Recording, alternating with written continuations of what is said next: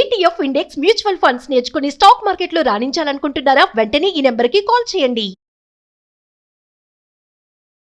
Hello అండి, రామ్ గారు నమస్తే. నమస్తే అండి.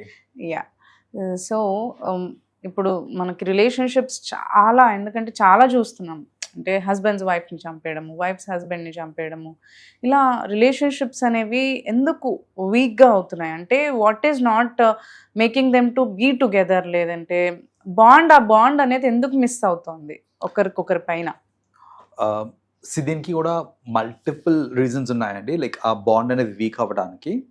అందులో అంటే if you just go little to the past, like మనం ఒక 20 years బ్యాక్ అలా చూసుకుంటే కనుక ఫ్యామిలీ టైస్ అనేది చాలా గట్టిగా ఉండేవండి. కరెక్ట్, అవును. Right. So when I say family ties, నేను ఒట్టి వైఫ్ అండ్ హస్బెండ్ గురించే చెప్పట్లేదు. అది ఎవరైనా అవ్వచ్చు, with in the family members, like kids అవ్వచ్చు, బ్రదర్ సిస్టర్ మధ్యలో అవ్వచ్చు, పేరెంట్స్ కిడ్స్కి మధ్యలో అవ్వచ్చు, grand parents and the entire family అవ్వచ్చు. వీళ్ళందరికీ ఏంటంటే ఆ ఫ్యామిలీ టైస్ అనేది చాలా స్ట్రాంగ్గా ఉండేది. దానికి ఒక ప్రైమ్ రీజన్ ఏంటిది అని అంటే, ఫస్ట్ ఆఫ్ ఆల్ అందరూ కలిసి ఉండేవాళ్ళు. ఒక దగ్గర ఉన్నప్పుడు ఏంటంటే ఇట్ ఈస్ న్యాచురల్ దట్ ఆ లవ్ అనేది, కేర్ అనేది, ఆ బాండ్ అనేది స్ట్రాంగ్ అవ్వాలి అంటే closeness is very important. Physical closeness is very important. So అందరూ కలిసి ఒకే ఇంట్లో ఉన్నప్పుడు ఏంటంటే ఇలాంటి బాండ్ ఇవన్నీ డెవలప్ అవడానికి స్కోప్ ఎక్కువ ఉండేది.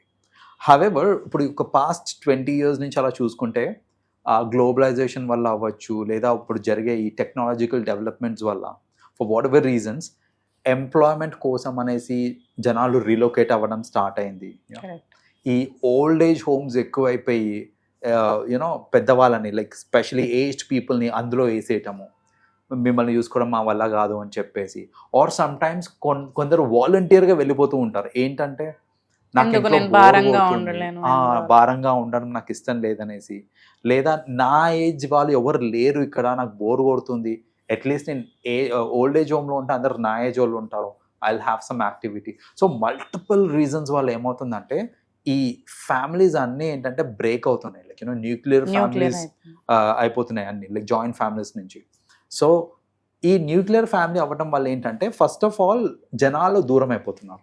జనాలు దూరం అయినప్పుడు ఏంటంటే వాళ్ళ మధ్యన బాండ్ అనేది వీక్ అయిపోతుంది. వీక్ అయిపోయినప్పుడు ఏంటంటే ఆ అసోసియేషన్ అనేది ఉండదు. మీకు చిన్న ఎగ్జాంపుల్ చెప్తాను చూడండి. ఇప్పుడు రోడ్డు మీద వెళ్తూ ఒక అబ్బాయి కింద పడ్డాడు అనుకోండి, కింద పడి దెబ్బలు తగిలినాయి, అయ్యో పాపం అని మీకు అనిపిస్తుంది. కానీ అదే అబ్బాయి మీ ఫ్యామిలీ మెంబర్ అనుకోండి, మీకు అనిపిస్తుంది, బట్ కొంచెం ఇంకా ఇంటెన్స్ అనిపిస్తుంది మనకి. ఎందుకు అని అంటే వాడు మన దగ్గర ఉన్నాడు కాబట్టి, మనకు ఆ బాండ్ ఏర్పడింది కాబట్టి ఆ ఎమోషనల్ హై అనేది ఎక్కువ ఉంటుంది మనకి. అదే దూరంగా ఎవరో పర్సన్ కింద పడ్డాడు అని అంటే మనకి ఎంతో చిన్న ఫీలింగ్ వస్తుంది, ఒక్కోసారి అది కూడా రాకపోవచ్చు. అది ఎందుకు అని అంటే బికాస్ ఆఫ్ ది డిస్టెన్స్, వాడికి నాకు పెద్ద ఇది లేదు కాబట్టి, బాండ్ లేదు కాబట్టి. ఇప్పుడు ఫ్యామిలీస్ మధ్య కూడా అదే జరుగుతుందండి. ఏంటంటే అందరూ దూరం అయిపోయేసరికి వాళ్ళ మధ్యలో బాండ్ వీక్ అయిపోయి ఆ ఎమోషనల్ అటాచ్మెంట్ అనేది కూడా తగ్గిపోతుంది. అలా తగ్గిపోవడం వల్ల ఇప్పుడు మనం చూస్తున్న దారుణాలు ఏవైతే ఉన్నాయో, లైక్ హస్బెండ్ వైఫ్ని చంపడము, వైఫ్ హస్బెండ్ని చంపడము, పేరెంట్స్ని చంపడము, పిల్లల్ని, అసలు దేర్ ఈస్ ఒక్క రిలేషన్ కూడా మిగలలేదండి, అన్నీ అయిపోయినాయి. అంటే హస్బెండ్ని చంపడము, ఫాదర్ని చంపడము, కిడ్ని చంపడము, వాట్ నాట్, అన్ని పేరెంట్స్ ని చంపడము, మదర్ని, ఫాదర్ని అండ్ ఆల్, లైక్ రిలేషన్షిప్స్ ఇవి కూడా అయిపోయినాయి కదా. గ్రాండ్ మదర్ తో వెళ్ళిపోవడము, పిన్ని కూడా అయిపోయింది. రీసెంట్ గా పిన్ని కేసు కూడా వచ్చింది కదా. సో ఇవన్నీ ఏంటంటే it's all because of the weak family ties అండి. That is one major reason ఏంటంటే ఇవి లేకపోవడం. So first of all distance అనేది ఒక ప్రైమ్ రీజన్ అయ్యేసరికి, సెకండ్ రీజన్ ఏంటంటే ఫ్యామిలీస్లో అంటే కరెంట్ టైమ్స్లో అందరూ ఒకే దగ్గర ఉన్నప్పటికీ కూడా కమ్యూనికేషన్ అనేది తగ్గిపోయింది వాళ్ళ మధ్యన.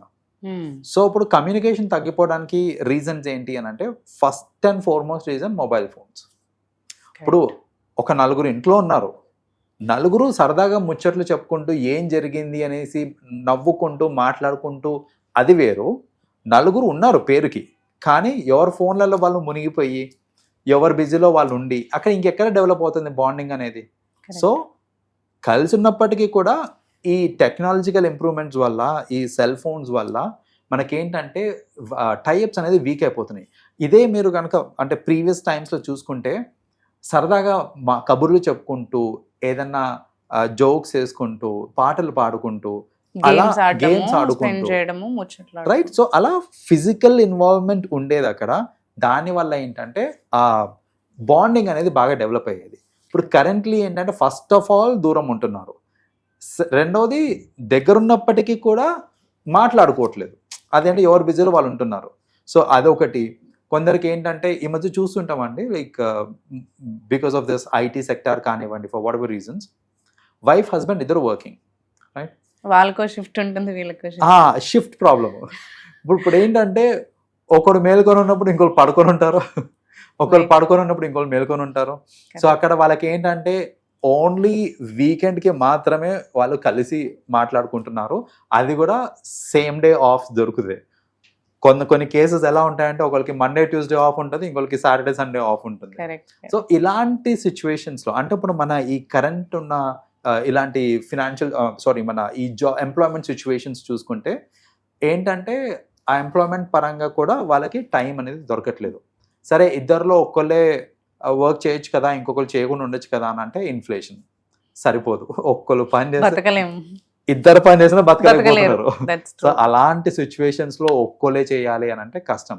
సో ఈ ఏంటంటే ఈ ఆబ్లిగేషన్స్ అన్ని ఉండడం వల్ల మనకి రిలేషన్షిప్స్ అనేది వీక్ అయిపోతున్నాయి. ఇప్పుడు చూడండి, పద్దాక నేను అంటే మా ఫ్యామిలీతో స్పెండ్ చేయకుండా నిన్న ఆఫీస్లోనే ఎక్కువ సమయం ఉంటూ ఆబ్వియస్లీ ఏమవుతుంది అంటే నా కలీగ్స్ చుట్టుపక్కల వాళ్ళు ఉన్నారు, వాళ్ళతోటే ఎంతో కొంత బాండింగ్ డెవలప్ అవుతుంది, కానీ ఇంట్లో వాళ్ళతో బాండింగ్ డెవలప్ అయ్యే స్కోప్ లేదు ఇక్కడ.